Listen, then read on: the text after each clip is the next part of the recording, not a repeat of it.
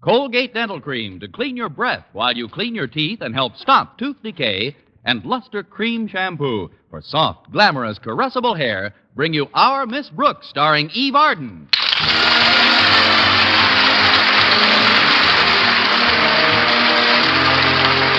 It's time once again for another comedy episode of Our Miss Brooks, under the direction of Al Lewis. Well, it usually takes a few days, but Saturday inevitably arrives, and when it does, our Miss Brooks, who teaches English at Madison High School, gets a chance to sleep late. Yesterday, she didn't join her landlady in the breakfast nook until 10 o'clock. Oh, good morning, Mrs. Davis. Good morning, Connie. How did you sleep last night? Not too well. I have a little cold, and that cat of ours bounced into my room just as I was dozing off. Minerva. But she was only playing with her ball, Connie. I don't mind her playing ball, but I can't handle these night games that go into extra innings. Believe me, the next time Minerva keeps me up until not so loud, Connie. She'll hear you. And you know how sensitive she is. See? She heard us mentioning her name. Please, Mrs. Davis, I know Minerva's bright, but you're attributing an intelligence to her that she doesn't actually possess. Oh, but she does. I'm sure she recognizes her name. Oh, that's ridiculous. Listen. Minerva. Hi, Minerva. There you are. Wait. Here, Charlie. Nice Charlie.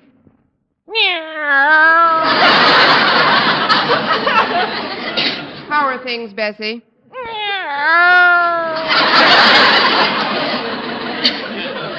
What's new, Max? See? Minerva doesn't even know whether she's a boy or a girl. Why should she? She's only 2 years old.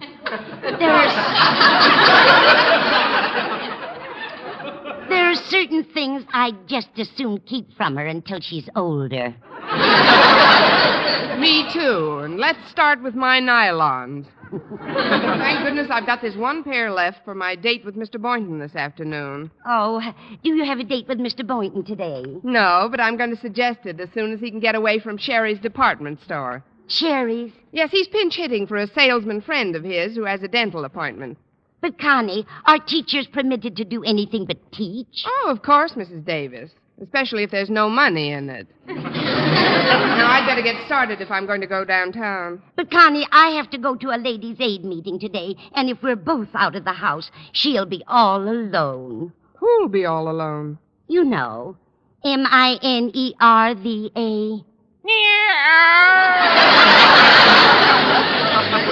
Oh, great. Now she can spell. We'll only be gone for a few hours. I'm sure she'll be perfectly all right. No, Connie, she hasn't been herself lately, and I just wouldn't feel right if I left her alone. Say, I know what we could do. Harriet Conklin has always been very fond of Minerva. If you could drop her off at their place on your way down to Sherry's. All right, Mrs. Davis, I'll drop Minerva off for you. I wonder who that can be. I know a surefire way to find out. Come in. Hi, Mrs. Davis, and to you, fair flower of the faculty, 1,000 salams. Thank you, Walter Denton, and I've had my share, thanks. But to what do we owe the honor of this visit? Oh, I just happened to be driving by when the thought occurred to me that maybe I could give you a lift someplace. After I help you finish breakfast, that is. Well, now that you mention it, you can. I'm going down to Sherry's to pick up Mr. Boynton. Oh, just a minute, Connie. I was about to suggest that you borrow my car for the day. Then you could take Mr. Boynton for a nice ride in the country. Yeah, way out in the country. But, Mrs. Davis, what about you? The ladies' aid meeting isn't very far, Connie. Walter can drop me there, and I can always get a ride home. Mrs. Davis, you've made yourself a deal, and thanks very much. Not at all, dear. The keys are on the table in the hall, right next to your hat and coat. I'm on my way. Will you excuse me, Walter? You go with my blessing, O fairest of the fair. May 10,000 suns shine upon this meeting with your beloved. Thank you, Ahmed. On my way out, I'll give your camel a lump of sugar. Oh, Connie, aren't you forgetting something? You said you'd drop off you-know-who at the Conklins. Oh, sorry, Mrs. Davis. Come on, you-know-who. Oh. Oh, isn't that cute? She won't budge unless you call her by name. I know. Let's go, Clyde.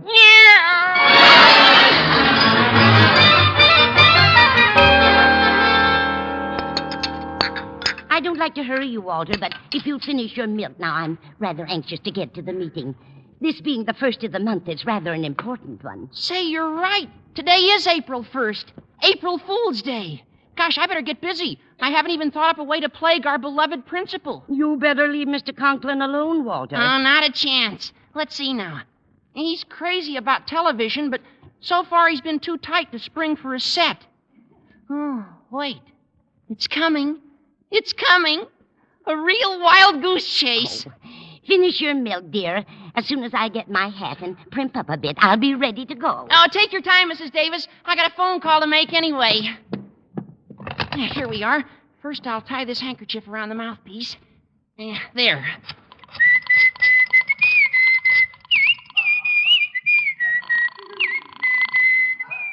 Osgood Conklin speaking. Be brief, please. Hello, Mr. Conklin. This is the Lucky Gold Mine program calling. Wallace Bacon, your spendthrift quizmaster on this end. Bacon? I don't know any Wallace Bacon. I don't believe in wasting my time in talking on the phone to people who obviously don't know. The Lucky Gold Mine program? If you answer one question correctly, Mr. Conklin, we will present to you a fabulous television set. A television set? Oh, thank you, thank you. An admirable television set with a crystal clear 16-inch screen. Good. However, Mr. Conklin, since today is Saturday and there are no deliveries, you'll have to go down to Sherry's department store and pick it up. I'll go.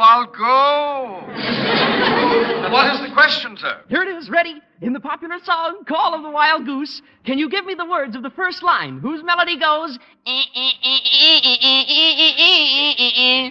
Do you know those words, Mr. Conklin? I must go where the wild goose goes. You certainly will. That is, congratulations, Mr. Conklin. The television set is yours.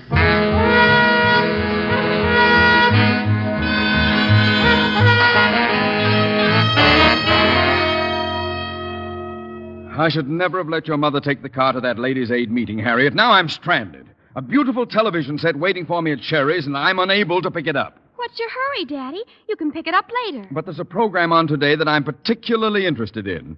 Maybe someone else could pick it up for me. I wonder who I could get. Oh, I'll get it.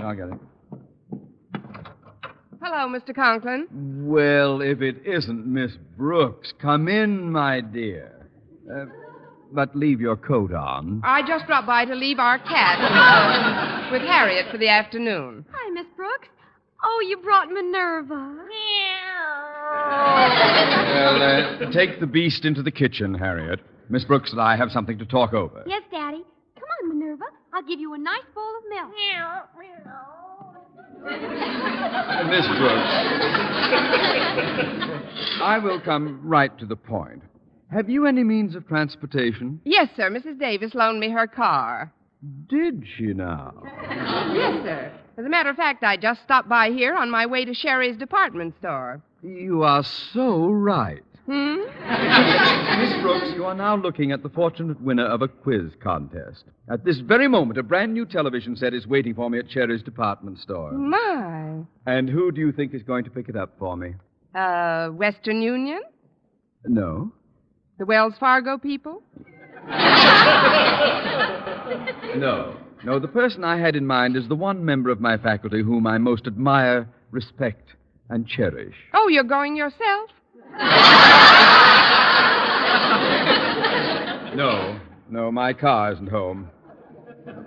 Moreover, I must wait here for a call from Mr. Stone. The president of our Board of Education wants to consult me about his speech. Speech? Yes, he's addressing the convicts at the dedication of the new library at the county jail. It's being televised this afternoon, Miss Brooks, and I'm most eager to have my set promptly installed. Oh, but Mr. Conklin, I'm meeting someone at Sherry's. That is why I was delighted when you so graciously volunteered to pick it up for me. I volunteered? Well, forgive me, Mr. Conklin, but I didn't hear a word I said. Oh? Well, you said, and I quote, I'll be most happy to pick it up for you, Mr. Conklin. But, sir, And as you spoke, you looked squarely into the eyes of your beloved principal. That self-same principal with whom you come in daily contact, and whose pleasure or displeasure determines whether your life in the hallowed halls of Madison High shall be bearable or unbearable. I repeat, I'll be most happy to pick it up for you, Mr. Conklin.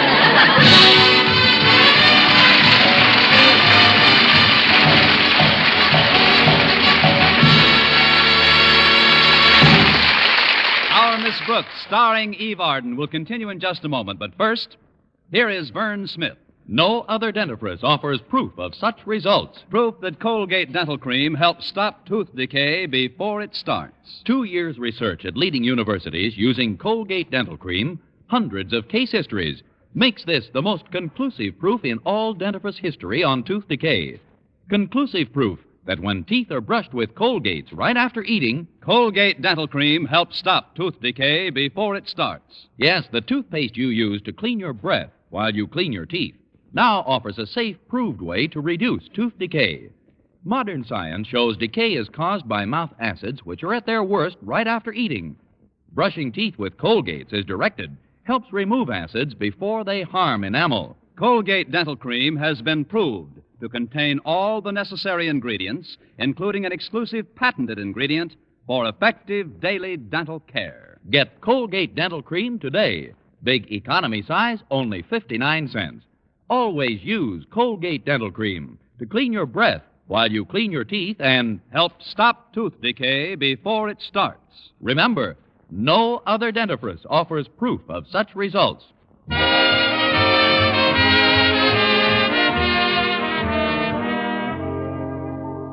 As soon as I left Mr. Conklin, I drove down to Sherry's department store to find out about his prize. But when I entered the radio and television department, I saw Mr. Boynton standing by a cash register. Immediately, I forgot about Mr. Conklin's prize and concentrated on mine. As I approached him, Mr. Boynton seemed quite preoccupied. Well, yes, madam. Is there something I can do for you? Plenty, but not in front of all these people. Miss Brooks, forgive me for not recognizing you. This sort of work is a little out of my line, but what are you doing here? Just shopping. But if you're only filling in for your friend for half a day, you will be free all afternoon, won't you? Oh, yes, I will. I've just got a little errand to attend to, and then I'll be free, too. Oh, really? What are you going to do? Oh, I don't know. I thought I might run down to the poultry market and watch them pluck chickens.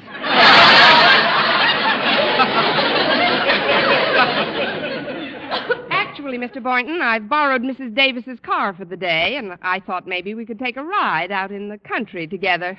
Oh, fine. And while we're waiting, I'll show you around. There are some wonderful new television sets in. Oh, I'm glad you reminded me. Mr. Conklin asked me to pick up his set and bring it home to him. Oh, now don't tell me he finally broke down and bought one. No, he won it in a radio quiz. They called him this morning, he said. Oh, what a break for him. Where's the set supposed to be? Right here. Haven't you been notified about it? Not yet. Maybe there's a memo on my desk. I'll look as soon as I put these tubes up on that shelf over there. Oh, I'll put the tubes away for you. We better find out about Mr. Conklin's set right away. All right, Miss Brooks. Have you got something to carry the tubes in? There are quite a few of them. I'll just put them in my bag. Now you run along. The desk is just 3 aisles down. If any customers come by, just tell them I'll be back in a minute. I will, Mr. Boynton. 6 carpet sweepers, 2 Thor glad irons, 4 vacuum cleaners. Excuse me, Mr. Hurley. You're checking the merchandise again? As a good store detective can't be too careful. It's almost automatic with me by now. I'm practically a walking inventory. Well, there's nothing missing from my department. See you later, Mr. Hurley. I've got to look for something. Okay. 8 portable radios, 9 record players. Now, if I could just get these 2 more tubes in this bag, I could save myself a trip. Too bad that bag isn't larger. Maybe you could get a piano in there. What? Oh, yes. These big bags do come in handy sometimes, don't they? I'm sure they do. Perhaps I'd better introduce myself. I'm R.J. Hurley, the store detective here. What are you doing with those tubes, young woman? These? Why, I'm just going to put them away on that shelf. Hi, Miss Brooks. Oh, hello, Hurley. Hello, Boynton. Do you know this woman? Oh, certainly. She's Miss Brooks. I'm glad to hear it. Sorry I thought what I thought. But suspicion is my business, you might say. Well, good day, folks. 3 table lamps, 6 floor lamps, Oh, he's quite a character. Well, look here, Miss Brooks. I found this note on my desk addressed to Mr. Conklin. Let's see. Here. It says, "Congratulations, Mr. Conklin, but the special set you have won will have to be picked up at Sherry's downtown warehouse. Continued good luck, signed Wallace Bacon, Quizmaster." The warehouse? That's quite a ways from here, Miss Brooks. You couldn't handle the set by yourself. Well, I promised Mr. Conklin I'd get it for him, No, though. wait a minute. One of the kids from school is working in the stockroom on this floor, Stretch Snodgrass. Oh, the brain. I'll get him to keep an eye on the department until my friend gets back, and I'll go along and help you deliver Mr. Conklin's television set. Great, Mr. Boynton. And as soon as we've done that, we can have the rest of the day to ourselves. Right. Now let's walk over to the stockroom and get Stretch. Are you ready, Miss Brooks? Mr. Boynton, I was born ready.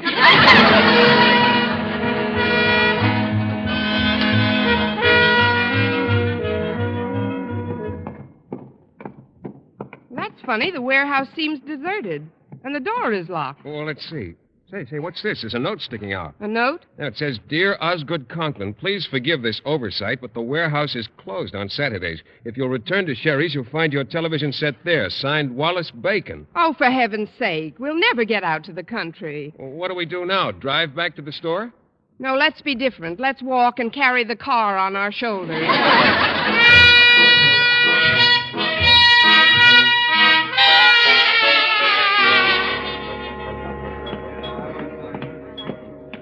Come on over to the television department, Miss Brooks. Maybe Stretch Snodgrass knows something about this. Maybe so. He must know something about something. Well, Miss Brooks, I am Mr. Boynton. What do you know? Well, not very much, I'm afraid. Me either. You're just modest. We're supposed to pick up a television set here that Mr. Conklin won this morning. Has the store manager mentioned it to you, Stretch? No, ma'am. I haven't seen the manager all morning. And I didn't receive no memo Miranda on it, neither. No what? Memo Miranda. But I'll go take a look in the stockroom. Maybe it shut up there while I was out here. And if Memo Miranda didn't show up, maybe Carmen Miranda dropped in. No, wait. We've got to get this thing straightened out, Miss Brooks. Stretch, you go into the stockroom and see if they know anything about it in there. Yes, sir. I'll be back in a jaffy. Yes, Stretch, do hurry up. Hurry up. Look, Mr. Boynton, we can't keep Mr. Conklin waiting any longer.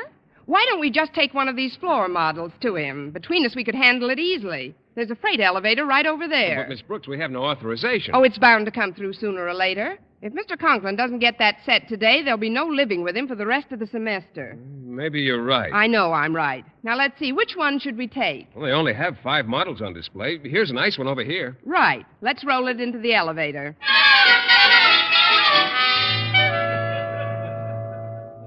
3-speed Queen washing machines. 1, 2, 3. 5 television sets. 1, 2, 3, 4. 4? That's funny. I haven't seen any customers in here in an hour. I'd better report this to the store manager right away. Although with a new man in the department, anything could happen. Probably just a mix-up or something. Oh, Miss Brooks, Miss Brooks. Mr. Boynton.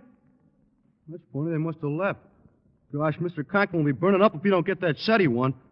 I know. I'll bring one of these floor models over to him. At least that'll keep Miss Brooks out of a jam. Go back and make sure, he says. Make sure I can count up to 4 is what he means. All right, Mr. Store Manager, here goes. 4 television sets. 1, 2, 3, poof. 1, 2, 3.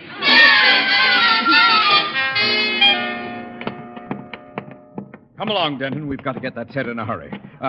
Here's the television department. But, Mr. Conklin, maybe you ought to think this thing over. Take your time before... Thanks to Miss Brooks, I have very little time left. Where she's disappeared to, I'll never know. But, sir, maybe this whole thing is a mistake. You can't just take a television set off the floor of a store without asking somebody. Well, there's no one to ask. I was told to pick it up here, and that's just what I'm going to do. Here, if it'll make you feel any better, I'll sign this sales slip and leave it on the counter. Received of Sherry's department store. Television set. Signed, Osgood Conklin.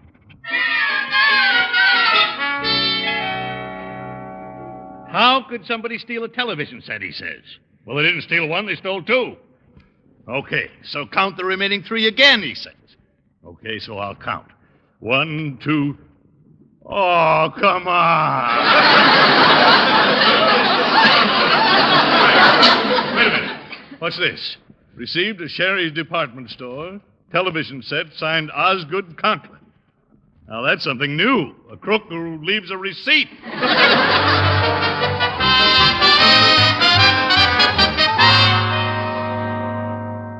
Daddy was pretty angry when he made Walter drive him downtown to look for you, Miss Brooks.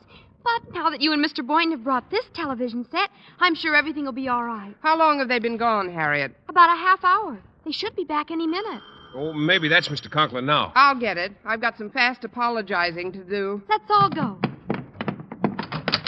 Oh, hi, Miss Brooks. Look what I brung. The television set Mr. Conklin won. Oh, no. Jeepers. Good gravy. Watch your language. It's on casters, see? Well, where'll I put it? Put it next to this other set. Mr. Conklin can use them for bookends.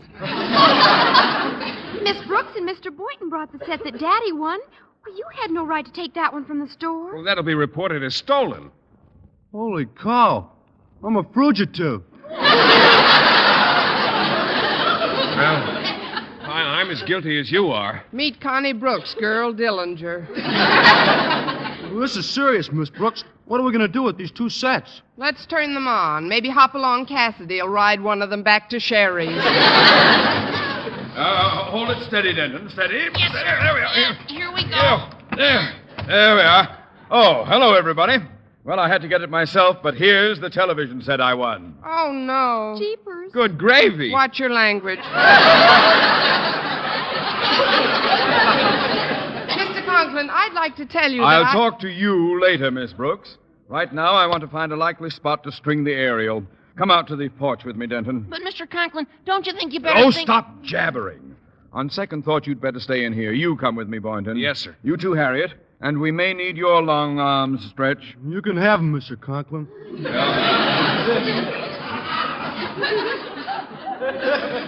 We've got to hurry if we're going to hook this up in time to see Mr. Stone dedicate that library at the county jail. We're coming, Daddy. You don't know anything about this, Walter, but we're in a terrible jam. We've already brought 2 other television sets over from Sherry's, and Mr. Conklin's only entitled to 1. I've got some depressing news for you, Miss Brooks. He's not entitled to any.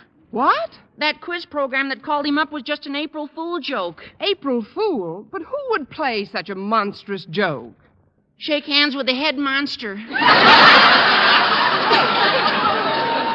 Walter, you didn't. Well, I only wanted to send Mr. Conklin on a wild goose chase. Now, I've got news for you, Walter. Shake hands with a wild goose. Well, thanks for the assistance, folks. Now, let's see where we'll place the set. This is a good spot, right between these other 2 sets. I may not be an interior decorator, but I do have an eye for symmetry. When I see a nice balance... Between these other 2 sets! Miss Brooks, what are these other 2 sets doing in my living room? They just came in to watch the television. I tried to tell you, sir, that Miss Brooks and I brought one over before. And I brought one over right after that, Mr. Conklin, because I didn't know that they brought one over any more than you knew that they brought one over, or I brought one over. Quiet! Am I to understand that 2 of these television sets have been stolen? At least.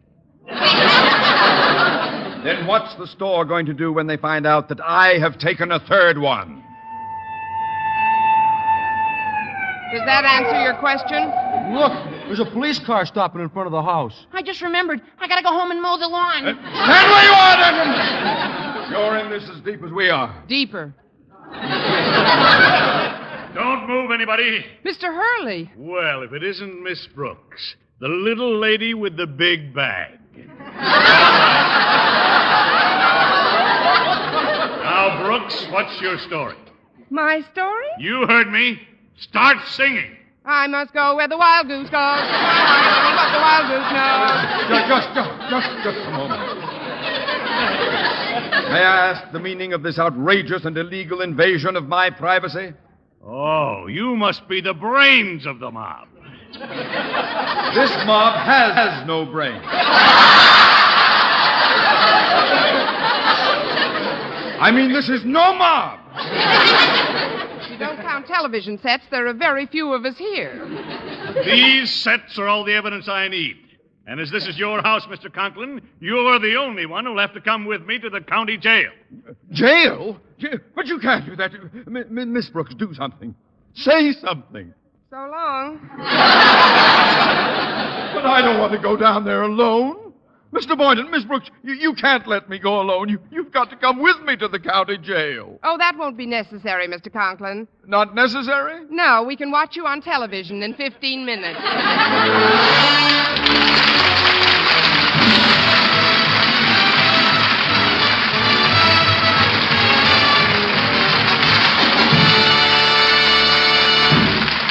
Eve Arden as our Miss Brooks returns in just a moment, but first...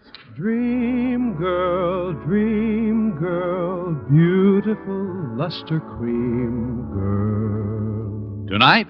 Yes, tonight, show him how much lovelier your hair can look after a Luster Cream shampoo. Luster Cream, world's finest shampoo. No other shampoo in the world gives you Kay Daumit's magic blend of secret ingredients plus gentle lanolin. Better than a soap, better than a liquid. Luster Cream is a dainty cream shampoo. Leaves hair 3 ways lovelier.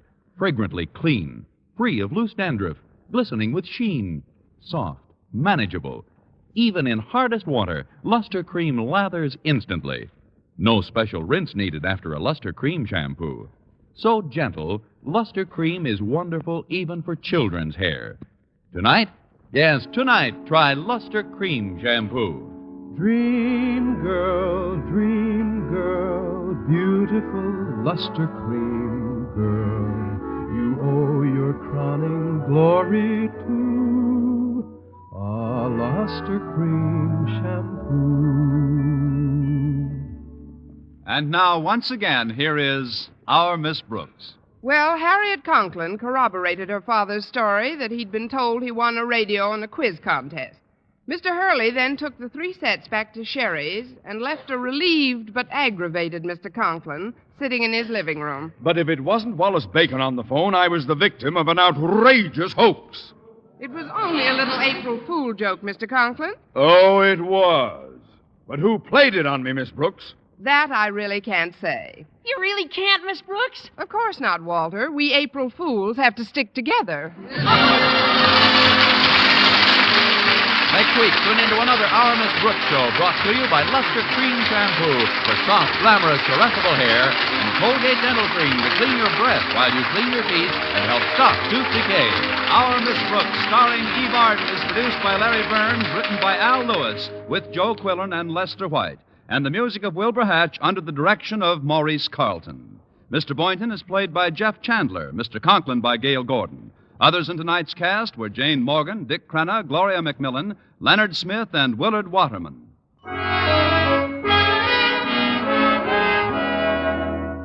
Doctors prove Palmolive soap can bring you a lovelier complexion in 14 days.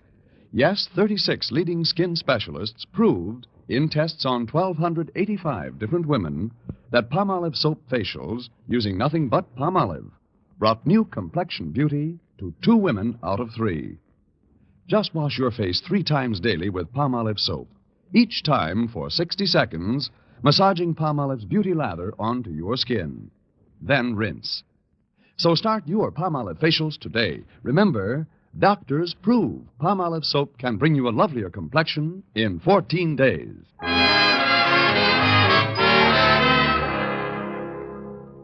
Join the American Cancer Society's 1950 Cancer Crusade. 22 million Americans now living will die of cancer unless the present cancer death rate is reduced. Send your contribution now to the American Cancer Society, care of your local post office. Let's keep the fight going. For mystery liberally sprinkled with laughs, listen to Mr. and Mrs. North, the exciting, fun-packed adventures of an amateur detective and his beautiful wife. Tune in Tuesday evening over most of these same stations. And be with us again next week at this same time for another comedy episode of Our Miss Brooks. Bob Lamont speaking. This is CBS, the Columbia Broadcasting System.